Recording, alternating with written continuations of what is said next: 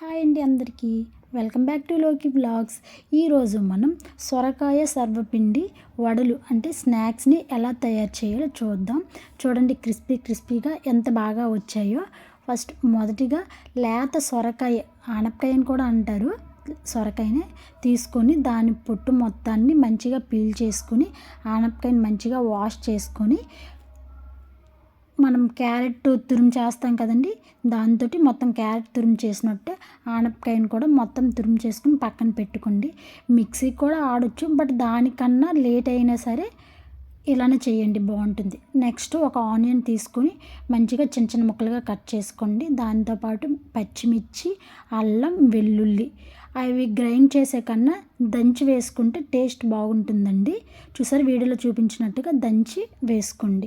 అప్పటికప్పుడు తయారు చేసింది అయితే బాగుంటుంది. ముందుగా మనం ఆల్రెడీ అల్లం వెల్లుల్లి పేస్ట్ ఉంటుందిగా, అలా కన్నా ఇలా అప్పటికప్పుడు తయారు చేసుకోండి. కదండి, బియ్యం పిండి ఒక 2 కప్పుల వరకు తీసుకోండి.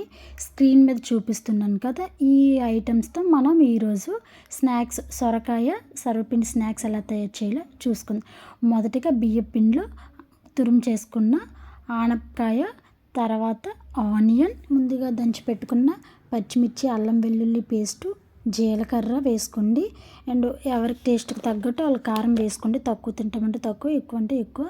ఒక స్పూన్ వరకు కారం, మిరియాల పొడి, ధనియాల పొడి అండ్ కరివేపాకు అండ్ కొత్తిమీర వేసుకొని మొత్తం బాగా కలపండి. ఎందుకంటే ఆనపకాయలో వాటర్ కంటెంట్ అనేది కొంచెం ఎక్కువగా ఉంటుంది కదా, సో వాటర్ అయితే ముందు వేయొద్దు. మీరు పిండి కలిపేటప్పుడు ఇంకా పొడిగా ఉంది, వాటర్ చాలలేదు అంటేనే కొంచెం పిండి ముద్ద కలిపేటప్పుడు చూసుకొని వెయ్యండి. ఎందుకంటే ఆనపకాయలో వాటర్ అంతా అంటే ఇంకా ఉంచే కొద్ది వాటర్ వస్తూ ఉంటుంది. మనము చపాతీ ముద్ద కలుపుతాం కదా, అంత మెత్తగా స్మూత్గా సాఫ్ట్గా కలపండి. అంతకుమించి ఇంకొంచెం పొడిగానే ఉండేటట్టు చూడండి. నేను స్క్రీన్లో చూపించినట్టు చూడండి. మన చేతికి అనేది ముద్ద అంటకూడదు, ముద్ద అంటకుండా ఉండేటట్టు చూసుకొని కలపండి. ఓకేనా. నేను మొదట వేసినప్పుడు సాల్ట్ వేయడం మర్చిపోయానండి. సో సాల్ట్ వేసుకొని మళ్ళీ బాగా మిక్స్ చేసుకొని మన టేస్ట్ తగ్గట్టుగా కారం, సాల్ట్ అన్నీ ఉన్నాయో లేవో చూసుకోండి. ఏవైనా చాలకపోయి ఉంటే ఒకసారి వేసుకోండి. వీడియోలో చూపించినట్టుగా ముద్దని చాలా పొడిగా కలుపుకోండి. ఇంకా ఇప్పుడు గ్యాస్ మీద ప్యాన్ పెట్టుకుని కొంచెం ఆయిల్ వేసుకొని కొంచెం సేపు మరగనివ్వండి.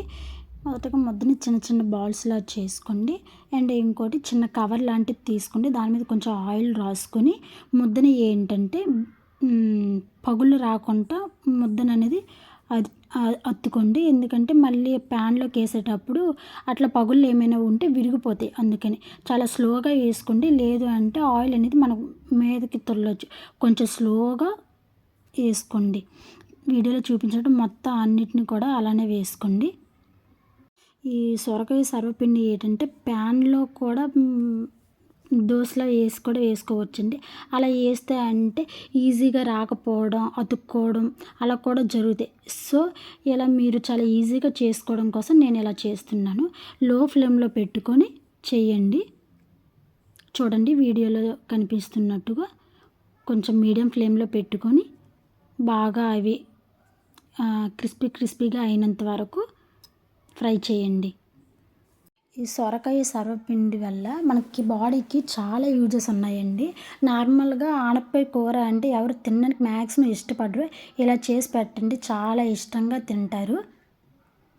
ఇందాక ముద్దని పొడిగా కలపమన్నాను కదండి, ఎందుకంటే ఆయిల్ అనేది ఎక్కువగా పీల్చకుండా ఉండడం కోసం. ఇంకా మన సొరకాయ సర్వపిండి స్నాక్స్ అనేవి రెడీ అయిపోయాయండి. ఈవినింగ్ స్నాక్స్ తింటే చాలా బాగుంటాయండి.